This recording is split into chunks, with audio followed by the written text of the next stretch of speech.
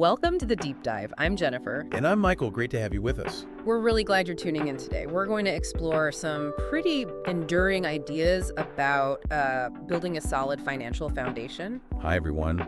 Michael here. And yeah, I'm looking forward to digging into this with you. It's a fascinating topic. Today, instead of, wading through spreadsheets and all that financial jargon, we're taking a bit of a different path. We've been looking closely at something called Wickle-Jenny text. It tells this really captivating story about a stonecutter, Elior, and his journey to understanding how wealth, how it truly works. Yeah, and what's so powerful about Elior's experiences, as you listen, is how they take these fundamental concepts around money, saving, investing, protecting what you've built, and just make them feel relatable, achievable even. Right. So our aim in this deep dive is to pull out that core wisdom from Elior's life and see how it connects with building your own secure future. We'll be drawing on insights from psychology, coaching, mentorship, to really unpack why these principles seem to stand the test of time. Okay, so let's dive in. Let's unpack the very first lesson Elior learns. It's framed beautifully as the stone and the seed. We meet Elior. He's a hardworking stonecutter, doesn't have much, but he has this real desire to learn. Tell us about that initial encounter and the idea behind it. Well, what strikes me about Elior right at the start is his open mind. He's not just accepting his situation, he's actively seeking understanding, and that makes him receptive when he meets this old man and hears his teaching. The stone and seed analogy, it's so simple but profound, isn't it? It really is. The stone just stays the same, right? Yeah. But the seed holds all this potential for growth. It immediately makes you think differently about what you do with the money you earn. Exactly. And the central idea is so straightforward.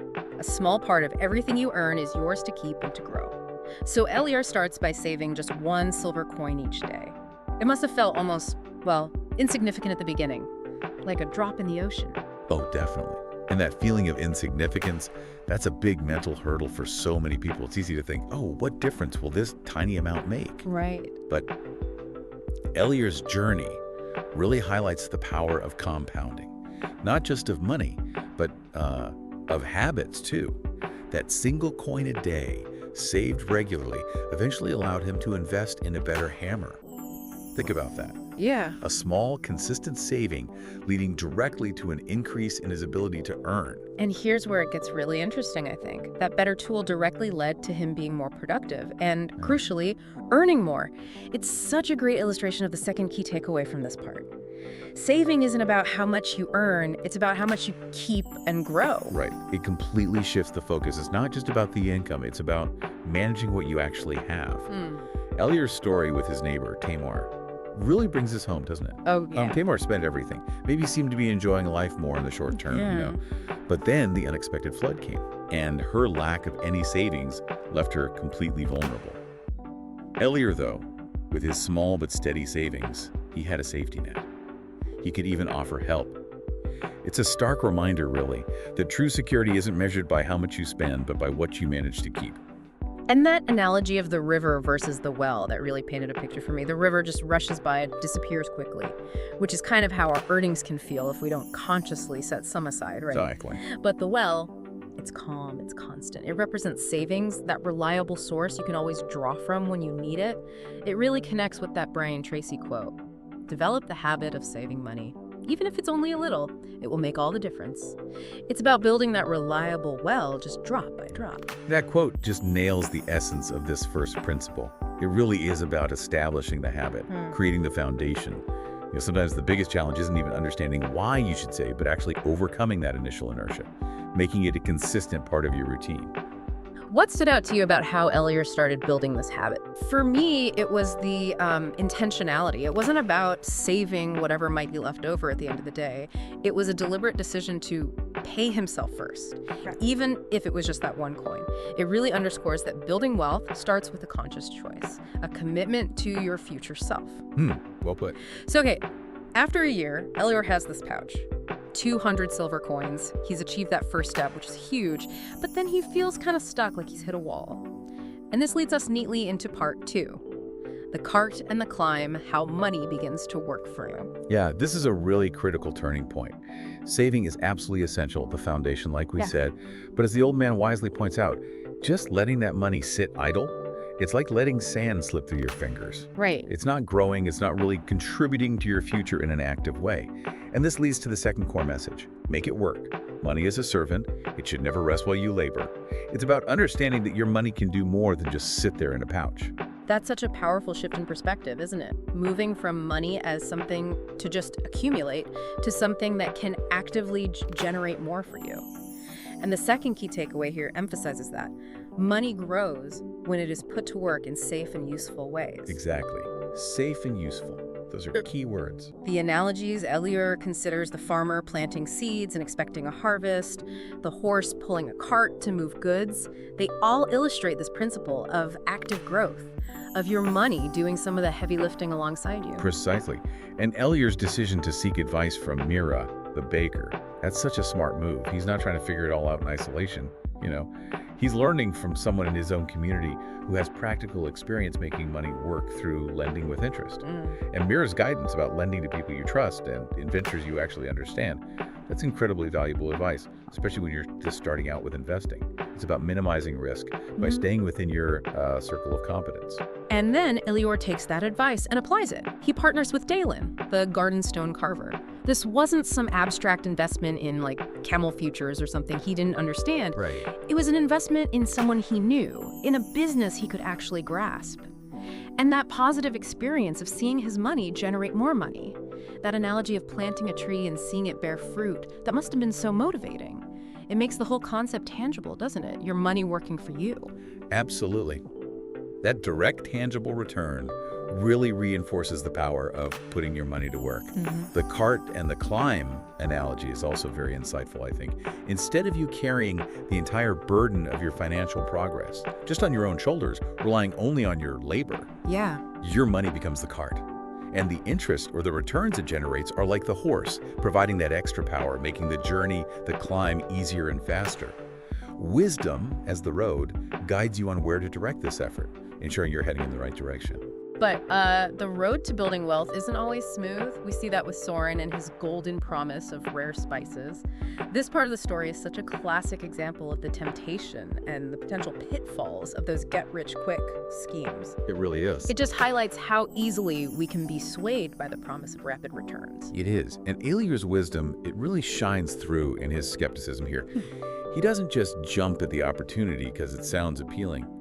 He asks questions. And when Soren's answers are vague, and Elior realizes he lacks a basic understanding of the spice trade, he wisely chooses to refuse. Which takes guts, probably. It does. It underscores the critical importance of due diligence, of sticking to investments you understand. That Tony Robbins' quote, "Don't try to get rich quick, get rich right," is so fitting here. It's about sustainable growth, not these fleeting, risky gains. And the consequence, Soren vanishing with other villagers' money, it just really underscores the validity of Elior's cautious approach. He stuck to his core habits, consistently saving, putting his savings to work in ventures he understood and trusted, and watching it grow steadily, even if slowly. Right, slowly but surely. And we see his transformation. He goes from being just a stone cutter to someone whose financial wisdom is actually sought after within his community. That transformation is a direct result of applying these fundamental principles consistently over time. It wasn't about a sudden stroke of luck. It was about diligent effort combined with smart, informed decisions, which naturally leads us to the final and equally important piece of the puzzle, protecting that wealth. That's covered in part 3, the gate and the thief, how to protect what you've built. Okay, so now Elior has achieved a greater level of financial security. He's got a stronger house, better tools, even some golden workers.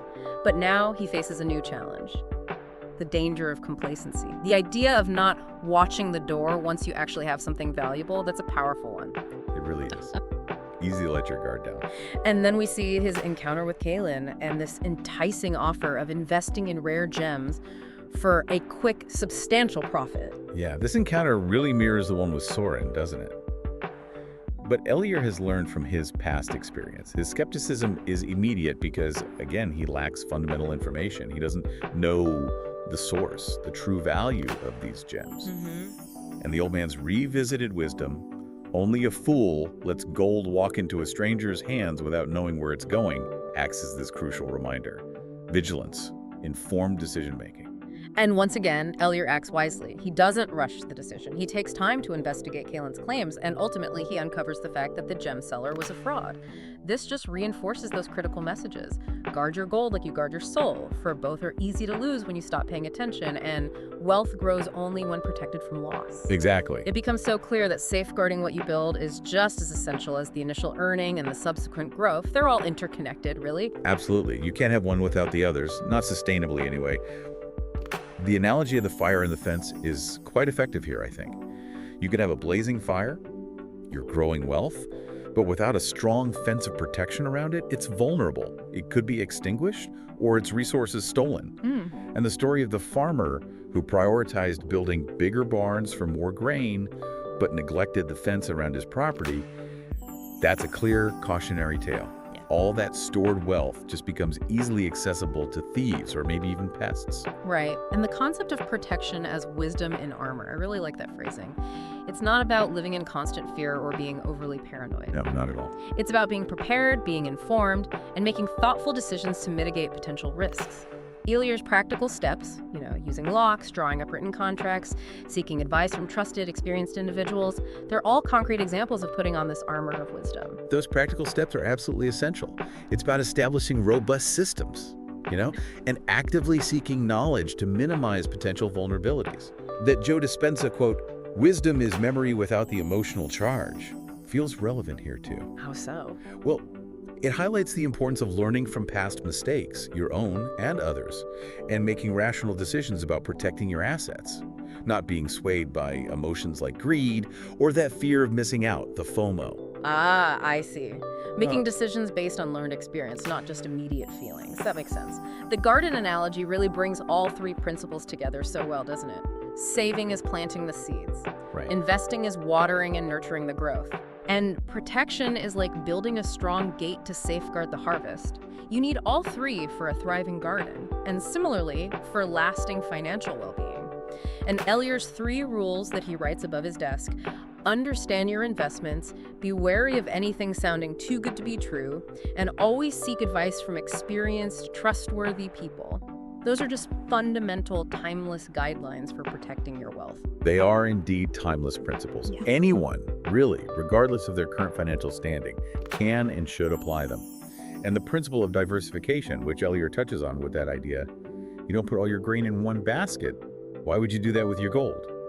That's another key strategy for protection. The risk. Exactly, spreading your resources wisely to guard against significant losses in any single area.